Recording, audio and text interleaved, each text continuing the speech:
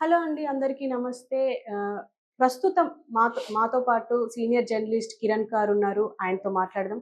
నమస్తే సార్. నమస్తే అమ్మా. సార్ జనసేన అని తీసుకోవాలి. ఎందుకంటే జనసేన సైనిక్స్ గాని, కార్యకర్తలు గాని ఎవ్వరైనా ఈ మధ్య చాలా వివాదాల్లో చిక్కుకుంటున్నారు. ముఖ్యంగా మనం జానీ మాస్టర్‌ని చూసాం. ఇప్పుడు కిరణ్ రాయల్ చాలా సెన్సేషన్ అయిపోయింది. ఏ సోషల్ మీడియా ఓపెన్ చేసినా కిరణ్ రాయల్ ఆయన ఆడియో లీక్స్ అని చెప్పేసి వస్తుంది. అసలు దీనంతటిని ఎలా చూడొచ్చంటారు సార్? అంటే సహజంగా ఇందులో పార్టీలని కాదు, వ్యక్తులు రకరకాల వ్యక్తులుంటారు. ఒక పార్టీకి ఉదాహరణకు మనకు వైసీపీలో చూసుకున్నాము, తెలుగుదేశంలో చూసుకున్నాము, జనసేనలో చూసుకున్నాము అనుకోండి. ఇలాంటి వ్యక్తులు ఎక్కడ ఎక్కువ మంది ఉంటారంటే వైసీపీలో ఉంటారు. సహజంగా మనకు తెలిసిన పరిణామం. ఒక అంబటి రాంబాబు, తర్వాత గంట, అరగంట, తర్వాత ఆయన ఎవరు దువ్వాడ. దువ్వాడ శ్రీనివాసు, అవంతి శ్రీనివాసు, వీళ్ళతో పాటుగా బూతులు మాట్లాడే వాళ్ళ నాయకులు, వీళ్ళందరూ ఎక్కువ. అందుకే వైసీపీకి ఒక రకంగా చెప్పాలంటే వైసీపీకి ఒక బ్యాడ్ కండక్ట్ వచ్చింది. క్యారెక్టర్ ఉంటుంది, ప్రతి పార్టీకి ఒక క్యారెక్టర్ ఉంటుంది. ఆ పార్టీకి వైసీపీ పార్టీ అనగానే ఒక బ్యాడ్ క్యారెక్టర్ గుర్తొస్తుంటది. వాళ్ళ అధినేత ఏమో 43,000 కోట్ల రూపాయల అవినీతి ఆరోపణలు ఉన్నాయి వాళ్ళ అధినేత మీద. అలాగే ఆయన జైలుకి వెళ్ళొచ్చాడు. A1, A2లు ఇక్కడ A1, A2లే ఇక్కడ ప్రధానంగా ఈ రాష్ట్రంలో కూడా ఉన్నారు. విజయసాయి మొన్నటి వరకు ఆయనతో పాటు విజయసాయి నెంబర్ 2గా ఉన్నాడుగా, ఎంత కాదన్నా. సో జైల్లోనూ వాళ్ళు A1, A2లు, రాజకీయాలను A1, A2. వాళ్ళ కింద ఉన్న వాళ్ళు కూడా అలాగే మాట. సో ఒక పార్టీకి ఒక క్యారెక్టర్ ఉంటుంది. ఆ క్యారెక్టర్ మనం తెలుగుదేశం పార్టీ చూసుకున్నాం అనుకోండి. తెలుగుదేశం పార్టీలో కొంచెం క్రమశిక్షణ కలిగిన పార్టీగా మనం చూడొచ్చు తెలుగుదేశం పార్టీ. కానీ క్రమశిక్షణ కలిగిన పార్టీగా చూడొచ్చే కానీ తెలుగుదేశం పార్టీలో కూడా అవినీతి ఆరోపణలు లేని వాళ్ళు ఉన్నారా అంటే ఉన్నారు, అందులో కూడా ఉన్నారు. అది కూడా ఒక ట్రెడిషనల్ పార్టీ. జనసేన పార్టీకి వచ్చేటప్పటికే అటు అవినీతి ఆరోపణలు లేవు, ఇలాంటి ఘటనలు, లైంగిక ఆరోపణలు ఇలాంటివి కూడా లేవు. ఒక స్వచ్ఛమైన పార్టీగా జనసేన పార్టీ ఉంది. కాబట్టి 1-2 ఆరోపణలు వచ్చినా చాలా గొప్ప పెద్దగా అవునా జనసేన పార్టీలో కూడా ఇలా జరిగిందా అని అనిపిస్తుంది. జానీ మాస్టర్ మీద ఆరోపణ వచ్చింది. జానీ మాస్టర్ మీద ఆరోపణ రాగానే ఏం చేశారు, జానీ మాస్టర్ని పార్టీ నుంచి సస్పెండ్ చేశారు. పార్టీ వ్యవహారాలకు దూరంగా ఉండండి తేలేంత వరకు అని చెప్పారు. సో ఇప్పుడు మళ్ళీ కొత్తగా కిరణ్ రాయల్ వ్యవహారం తెర మీదకి వచ్చింది. ఖచ్చితంగా జనసేన పార్టీ లాంటి ఒక సచ్చీలతతో క్యారెక్టర్ ఉన్న పార్టీకి ఇది డెఫినెట్గా ఇబ్బందికరమే. ఇబ్బంది లేదని మనం చెప్పకూడదు, ఇబ్బందికరమే. కాకపోతే ఇది వ్యక్తిగతమైన అంశంగా కూడా చూడాలి కదా మనం. వ్యక్తిగతమైన అంశం. కిరణ్ రాయల్ మీద ఆరోపణలు వస్తున్నాయి. లక్ష్మి అనే ఒక మహిళ తనతో వాళ్ళిద్దరికి మధ్య ఒక ఇల్లీగల్ కాంటాక్ట్ ఉన్నట్టుగా ఆ సంభాషణలో ఎస్టాబ్లిష్ అయింది. 1,20,00,000 రూపాయలు ఇచ్చాను అని ఆమె చెబుతోంది. సో ఈ రకమైన సంభాషణ ఆమె నా మరణానికి కారణం కిరణ్ రాయల్ అని చెప్పి ఆత్మహత్యా ప్రయత్నం చేసింది. హాస్పిటల్ నుంచి మళ్ళీ ఒక వీడియో రిలీజ్ చేసింది. ఇవన్నీ చూస్తే మనకేమనిపిస్తుంది అంటే, ఒక కోణంలో చూస్తే కిరణ్ రాయల్ అయ్యో కిరణ్ రాయల్ 1,20,00,000 రూపాయలు నమ్మించి ఆ అమ్మాయితో సంబంధం పెట్టుకొని 1,20,00,000 రూపాయలు అమ్మాయి దగ్గర నుంచి తీసుకొని ఇప్పుడు ఆ అమ్మాయిని వదిలేసి మరొక అమ్మాయి వెంట పడుతూ ఈ డబ్బులు కూడా ఇవ్వకుండా ఇలా ఇబ్బంది పెట్టాడు అనేది ఓవరాల్ గా ఆ అమ్మాయి వెర్షన్.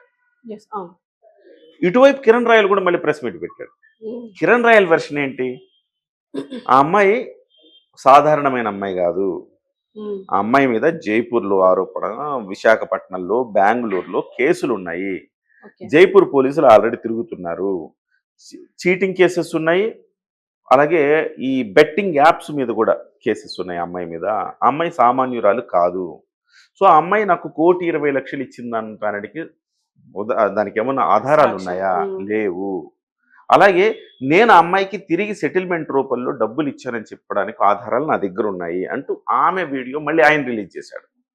అందులో ఆమె ఏం చెప్పింది, మాకు 2013 నుంచి సంబంధం ఉంది, అంటే పరిచయం ఉంది. సో ఆర్థిక లావాదేవీలు మా మధ్య ఉన్నాయి. ఆర్థిక లావాదేవీలన్నింటినీ కూడా ఇక్కడ మేము పరిష్కరించుకున్నాము. ఓవరాల్గా మా ఇద్దరి మధ్య ఎటువంటి ఇక ఆర్థిక లావాదేవీలకి చోటు లేదు, క్లియర్డ్ అని చెప్పింది. ఆడియో ఒకటి ఆ వీడియో రిలీజ్ చేశాడు అతను. అంటే ఈ ఆడియోలకి అంటే వీళ్ళ గొడవకి అసలు కారణాలు ఏమై ఉండొచ్చు అంటారు? కారణాలు ఏం లేదంటే మనకే తర్వాత తెలుస్తున్నది ఏంటంటే, ఓవరాల్ గా వాళ్ళ ఆడియో టేపులన్నీ విన్న తర్వాత ఇష్టపడి ఇద్దరు కలిశారు. ఇల్లీగల్ అనండి, లేకపోతే సుప్రీంకోర్టు కూడా ఇద్దరు మనుషులు కలిసి కలవటానికి ప్రాతిపదిక ఏమీ లేదు. ఇంతకుముందు సుప్రీంకోర్టులో ఎవరైనా ఒక ఇద్దరు ఒక మగ ఒక ఆడ కలిసి ఉన్నారంటే అది నేరం కింద పరిగణించేసేవాళ్ళు. ఇప్పుడేంటి, వాళ్లకు 18 ఏళ్ళు నిండిన తర్వాత వాళ్ళు ఎవరితోనైనా ఉండొచ్చు. అయితే ఒకవేళ నీ భార్య ఇష్టం లేకుండా నువ్వు వేరే వాళ్ళతో ఉన్నావంటే డెఫినెట్గా అది విడాకులకి అప్లికబుల్ అవుతుంది. విడాకులకు అప్లికబుల్ అయితే కానీ ఇది అఫెన్స్ కిందకి రాదు. నువ్వు నేరం చేసావు, నేను జైల్లో వేయాలి అనే దానికి రాదు. సుప్రీంకోర్టు ఆదేశాలు కూడా అలా ఉన్నాయి. కాబట్టి ఇతను, నాకు తెలిసి ఆ ఫోన్ కాల్ ఆధారంగా మనకు అర్థమవుతున్నది ఏంటంటే 2013 నుంచి వీళ్ళిద్దరి మధ్య ఒక రిలేషన్షిప్ ఉన్నది. ఆ రిలేషన్షిప్లో ఇతని మీద మోజుతోనో ఇష్టంతోనో ప్రేమతోనో ఆమె కొంత డబ్బులు ఇతనికి ఇచ్చినట్టుగా కూడా అర్థమవుతోంది. ఆ డబ్బులు ఏదో తనకు ఒక భూమి, వ్యవసాయ భూమి 1 ఎకరం ఉంటే దాన్ని ప్లాటింగ్స్ చేసి అమ్మేస్తే వచ్చిన డబ్బుల్ని కొంత ఇతనికి ఇచ్చానని చెబుతోంది ఆవిడ. సో ఆవిడ చెప్పిన దాని ప్రకారం ఇద్దరి మధ్య ఒక రిలేషన్ ఉంది, ఆర్థిక లావాదేవీలు ఉన్నాయి. ఈ ఎక్కడ బెడిసి కొట్టినాయి అంటే అతను ఇంకొక రిలేషన్లోకి వెళ్ళినట్టు కనబడుతోంది. మానస అనే అమ్మాయితో రిలేషన్లోకి వెళ్ళినట్టు కనబడుతోంది. మనకు పిక్చర్ అది కనబడుతోంది. దానికి సంబంధించి ఒక వీడియో కూడా రిలీజ్ అయింది. ఆ అమ్మాయి లవ్ యూ అని చెప్పేసి అతనికి బంగారు గొలుసేయటం. సో ఇంకొక మానస అనే అమ్మాయి, ఇది కూడా రిలీజ్ అయింది. పోటాపోటీగా రిలీజ్ చేస్తూ వస్తున్నారు. వీటన్నిటి నేపథ్యంలో ఒక ఇష్టపూర్వకంగా ఇద్దరు వ్యక్తులు కలిశారు. అప్పుడు ఎవరికి ప్రాబ్లం లేదు. తేడా వచ్చింది, ఆర్థిక లావాదేవీల్లో తేడా వచ్చింది, వాళ్ళ రిలేషన్షిప్లో తేడా వచ్చింది, గొడవలైనవి. ఇప్పుడు పోలీస్ స్టేషన్లు, కేసులు, ఆత్మహత్య ప్రయత్నాల వరకు వెళ్ళింది. సహజమే. ఇప్పుడు మీరు జానీ మాస్టర్ కేసును పరిశీలించినా ఇద్దరికి ఇష్టమై కలిశారు, చాలా కాలం కలిసి ఉన్నారు. ఒక దశకు వచ్చిన తర్వాత కొన్ని ఇబ్బందులు ఏర్పడినప్పుడు అది ఆరోపణలకు దారితీసింది. సో ఇది కూడా సేమ్ వే కనపడతా ఉంది ఈ కేసు కూడా. కాకపోతే దానికి ఏంటంటే జానీ మాస్టర్ కొన్ని నిరూపించలేదు.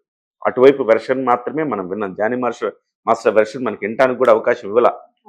అతన్ని అరెస్ట్ చేశారు. ఆ తర్వాత అతను కూడా ఇక్కడ మాట్లాడడానికి లేదు కాబట్టి, కోర్టులో ఉంది కాబట్టి కేసు ఏం మాట్లాడలేదు అతను. కానీ ఇతను ఏం చేశాడు, వెంటనే ప్రెస్ మీట్ పెట్టాడు కిరణ్ రాయలు. ఆ అమ్మాయి మాట్లాడిన మాటలన్నింటినీ కూడా ఆ వీడియోలన్నీ రిలీజ్ చేసి మాకు ఆ అమ్మాయికి మధ్య 1,20,00,000 ఆర్థిక లావాదేవీలు తప్పు కొట్టిపడేశారు. రెండోది, ఆ అమ్మాయితో కాంటాక్ట్ ఉన్నప్పుడు ఇంకొక అమ్మాయితో కాంటాక్ట్ కాకూడదని చెప్పడానికి ఆ అమ్మాయి భార్య కాదు, ఆ అమ్మాయే ఇల్లీగల్. ఒకసారి ఇల్లీగల్ అయిన తర్వాత ఆ అమ్మాయితో అయితే నీ అమ్మాయితో ఏంటి, ఏదైనా ప్రశ్నించడానికి రైట్ ఎవరికి ఉంటుంది, ఆయన భార్యకు ఉంటుంది ప్రశ్నించడానికి రైట్. సో అది కొట్టేయాలి. మూడోది, వాళ్ళ అబ్బాయి తాజాగా అతను ప్రెస్ మీట్ నిన్న పెట్టే ముందు 10 నిమిషాల ముందు వాళ్ళ అబ్బాయితో మాట్లాడిన కాల్ కూడా రిలీజ్ చేశాడు.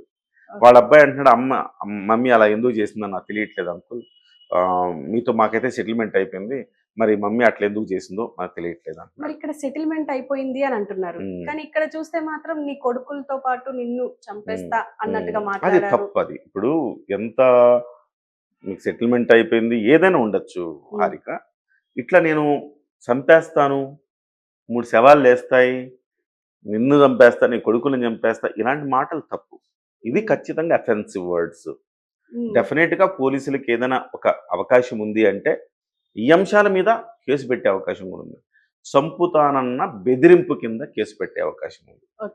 సో అది ఖచ్చితంగా మా పార్టీ అధికారంలోకి వస్తుంది, మా పార్టీ అధికారంలోకి వస్తే 3 నెలల్లో లేపేస్తా, మళ్ళీ చంపేసి బయటకు మళ్ళీ 40 రోజుల బెయిల్ మీద బయటకు వస్తా, ఇవన్నీ తప్పుడు మాటలు. ఈ మాటలు ఎవరైనా అంగీకరిస్తారు? జనసేన అధినేత పవన్ కళ్యాణ్ గారు అంగీకరిస్తారు? ఇవన్నీ డెఫినెట్గా అంగీకరించేవి కాదు. సో ఈ మొత్తం ఎపిసోడ్లో అతను ఎక్కడైనా తప్పు చేశాడు అంటే తప్పులున్నాయి, అతని తప్పులున్నాయి, ఆవిడ తప్పులున్నాయి. తప్పు పక్కన పెడితే ఇతను ఎక్స్ట్రా తప్పు ఎక్కడ చేశాడంటే